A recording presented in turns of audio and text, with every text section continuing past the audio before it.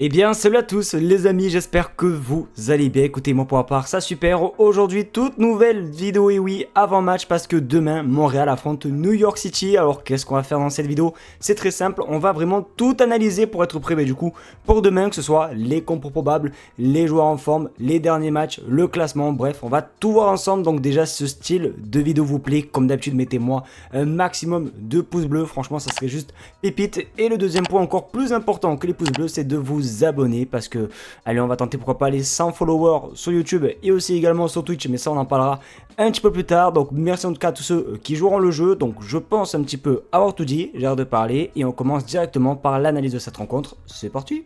Mais comme d'habitude les amis, juste avant de rentrer directement dans l'analyse profonde, c'est pour vous dire que tous les matchs de Montréal sont à suivre tout simplement sur ma chaîne Twitch, et y compris le match de demain. Donc si t'es fan de Montréal et que tu cherches un streamer, voilà le seul streamer, parce que oui, j'ai pas peur de le dire, je suis l'un des seuls streamers qui parle de Montréal et qui réagit au match. N'hésitez vraiment pas à vous abonner à mon Twitch, le lien est en première ligne de description. Et pareil que pour YouTube, comme j'ai pu le dire à l'intro, on tente les 100 followers. On a 84 followers, ça fait 90 ans qu'on est bloqué au 84. Donc si on peut un petit peu bouger, on va pas se mentir, ça serait incroyable. Donc merci en tout cas de ceux qui joueront le jeu. Donc on va aller direction la direction. Et oui, direction faute mob les amis. Alors c'est dans 2 jours, hein, il y a écrit, parce que moi je tourne la vidéo, on est jeudi soir. Donc voilà, c'est pour ça, ne vous inquiétez pas. Donc match à 20h30, vous du coup on fait 20 moins 6, ça fait, vous c'est 14h30 du coup le match chez vous. Vous avez vu, je suis allé en cours, c'est incroyable. Donc du coup on aura le dernier 11 de départ des deux équipes. Donc du coup les amis, nous avons, allez, le dernier match de Montréal c'était face à New York Red Bull, et du coup la composition c'était Thomas Gélier,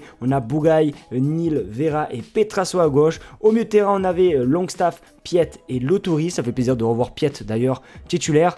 Ivan Reine à gauche, Prince Owosu buteur et Street à droite. Et du côté de New York qui ont joué du coup mercredi soir, ils ont fait 4-4 face à Cincinnati, mais on en parlera un petit peu plus tard dans cette vidéo. Donc ils avaient mis Freeze au goal, O'Toole, Raoul, Martins, Gray du coup en défense. Au milieu c'est O'Neill, Trewin et Morales en 10, et à gauche Wolf, buteur Fernandez, et à droite monsieur Oreda ou Ojeda, je sais pas comment on dit, vous m'avez capté. Donc là du coup juste en dessous de moi, comme on peut le constater, nous avons les meilleurs buteurs des deux équipes, comme on peut le constater. Donc du coup Prince Owosu qui a simplement est à 5 buts et 4 passes D, ce qui est vraiment pas du tout dégueulasse, hein, en 8 matchs, hein, et en 8 matchs il est décisif 9 fois. Donc voilà, le compte il est comblé. Et du côté de New York, c'est Fernandez qui, je crois, qui a marqué un doublé mercredi, puisqu'il était à 6 réalisations avant ce match, et là maintenant il est à 8. Donc aussi quelqu'un de très costaud. Donc j'espère que la défense va faire le travail. Donc là du coup nous avons les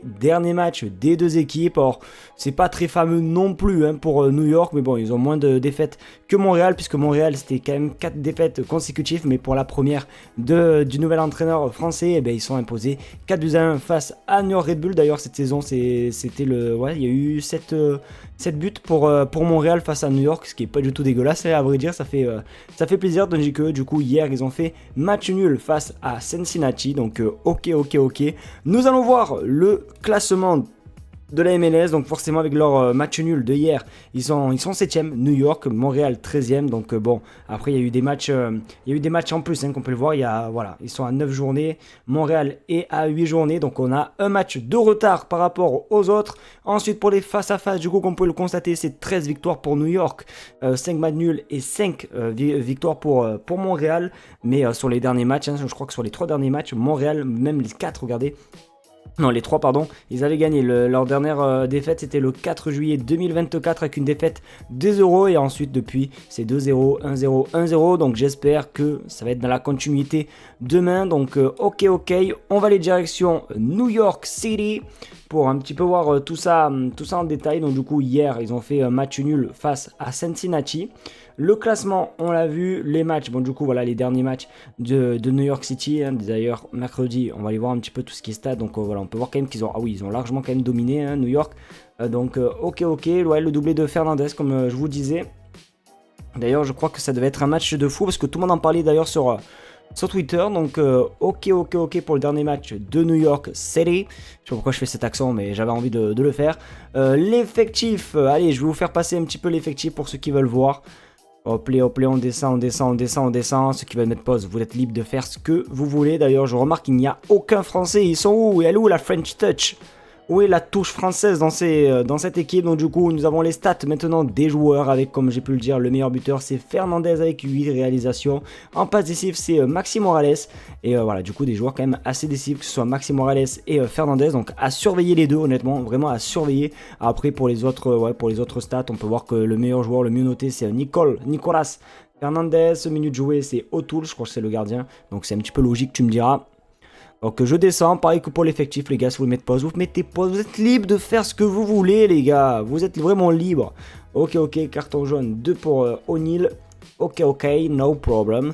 Stat équipe du coup, note, bon ok ça c'est tout ce qu'il y a en MLS les amis. Donc là nous avons toutes les stats et à chaque fois nous avons New York en bas parce que voilà on est dans la page de New York. Moi j'essaie de chercher Montréal, où est Montréal? Montréal là, donc du coup dans les pénaltys obtenus, Montréal est deuxième puisque le premier c'est l'autre club canadien de Vancouver qui a 4 pénaltys obtenus. Ensuite, qu'est-ce qu'on a? Montréal, interception par match 12,3 pour Montréal, donc pareil, équipe qui intercepte le plus de ballons. Et ensuite, ouais, voilà, bon, on n'a pas trop de Montréal dans ces stats là.